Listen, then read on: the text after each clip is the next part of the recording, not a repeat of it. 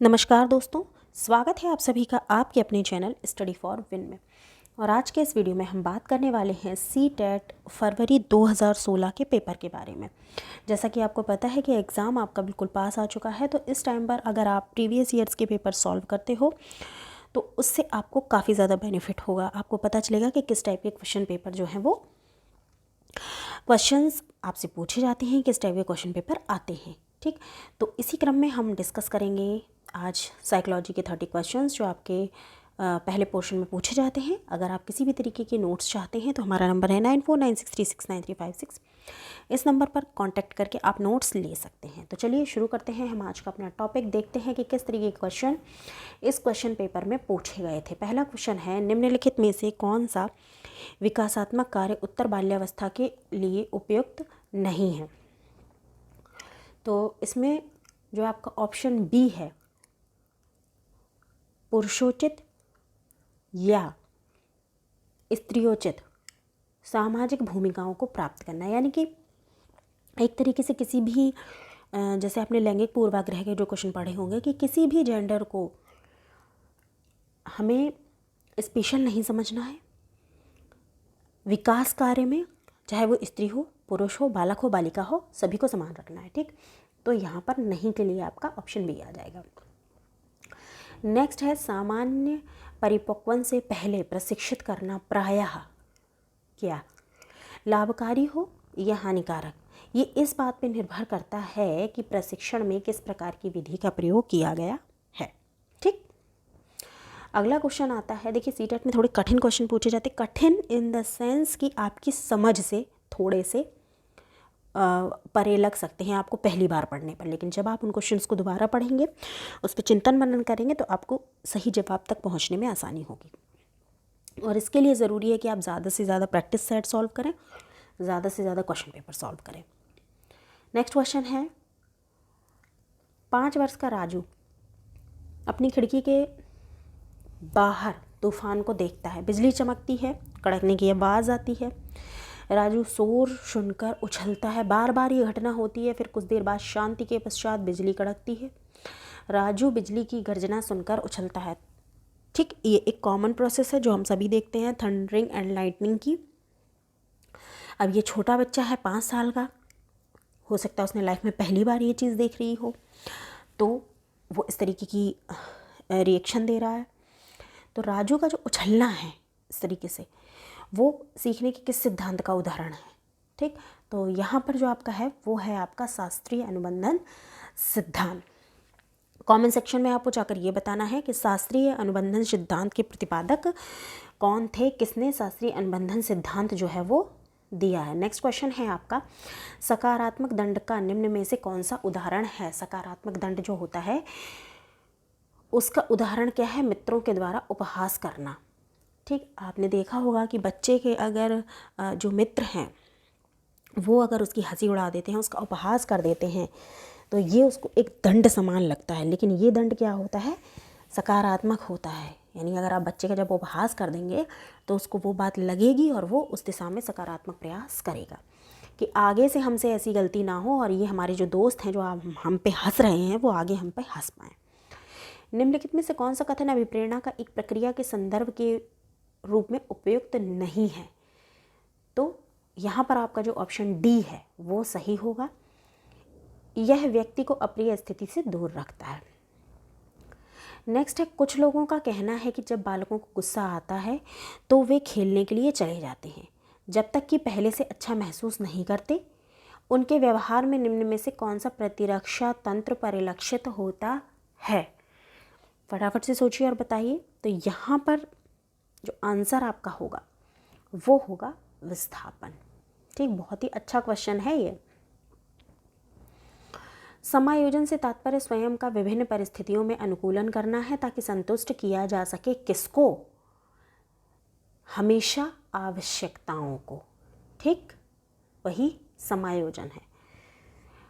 निम्नलिखित में से कौन सा व्यवहार भावनात्मक बाधा को प्रदर्शित नहीं करता है। भावनात्मक बाधा को प्रदर्शित नहीं करता है तो स्वालीनता नहीं करता है। नेक्स्ट है, निःशक्त बालकों की शिक्षा के लिए प्रावधान किया जा सकता है।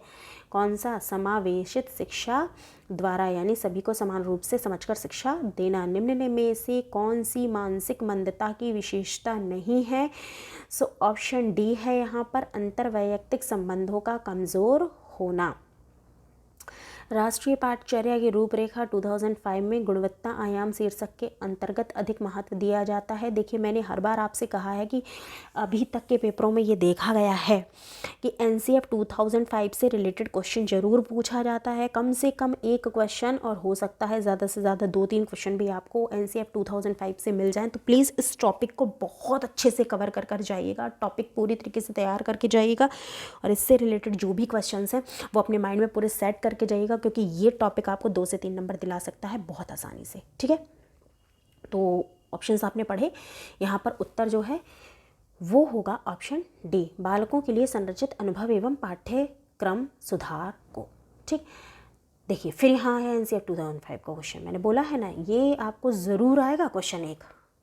राष्ट्रीय पाठचर्या रूपरेखा 2005 में निम्न में से किस परीक्षा संबंधी सुधारों को सुझाया गया है? सो ऑप्शन ए यहाँ पर है, कक्षा 10 की परीक्षा ऐच्छिक। ठीक, ये कहा गया है कि कक्षा 10 की जो परीक्षा है उसको ऐच्छिक कर दिया जाए। दबाव को कम करने एवं परीक्षाओं में सफलता के लिए क्या आवश्यक है? तो कम अवधि की परीक्षाओं में अंतरण जो है आवश्यक है। मूल्यांकन का उद्देश्य क्या है? तो मूल्यांकन का उद्देश्य है उत्पादक जीवन जीने के लिए शिक्षक किस सीमा तक तैयार कर पाई है इसका पुष्टि पोषण प्रदान करना। अगला है आपका क्वेश्चन नंबर 15, प्राथमिक विद्यालयों के बालकों के लिए निम्न में से किसे बेहतर मानते हैं? तो स्वयं के द्वारा किया गया अनुभव यानी स्व अनुभव सबसे ज़्यादा बेहतर होता है। खिलौनों की आयु किसे कहा जाता है? बहुत बार पूछा गया क्वेश्चन है, इंपॉर्टेंट और इजी सभी है। ठीक है, पूर्व बाल्यावस्था, निम्न में से कौन सी पूर्व बाल्यावस्था की विशेषता नहीं है? तो मैंने एक पिछले वीडियो में भी आपको बताया था कि ध्यान रखिएगा कि पूर्व बाल्यावस्था खिलौनों की अवस्था है, खेलने की अवस्था नहीं है। तो ये खेलने की अवस्था यहाँ पर आंसर हो जाएगा।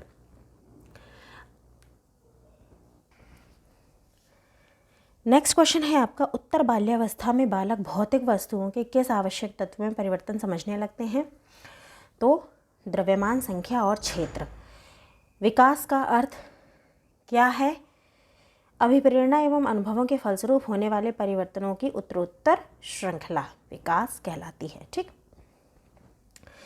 विकास के संदर्भ में निम्न में से कौन सा कथन सत्य नहीं है? तो विकास उकसाने या बढ़ावा देने से नहीं होता है, ये सही नहीं है। किसी उद्दीपन के निरंतर दिए जाने से व्यवहार में होने वाला अस्थायी परिवर्तन क्या कहलाता है? तो वो कहलाता है अभ्यस्तता।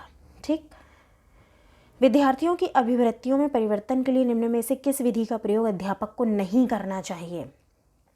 तो किसी भी तरीके के दबाव से किसी बात या विचार के लिए राजी करना ठीक नहीं है। उपलब्धि अभिप्रेरक के संबंध में निम्न में से कौन सा कथन सही है?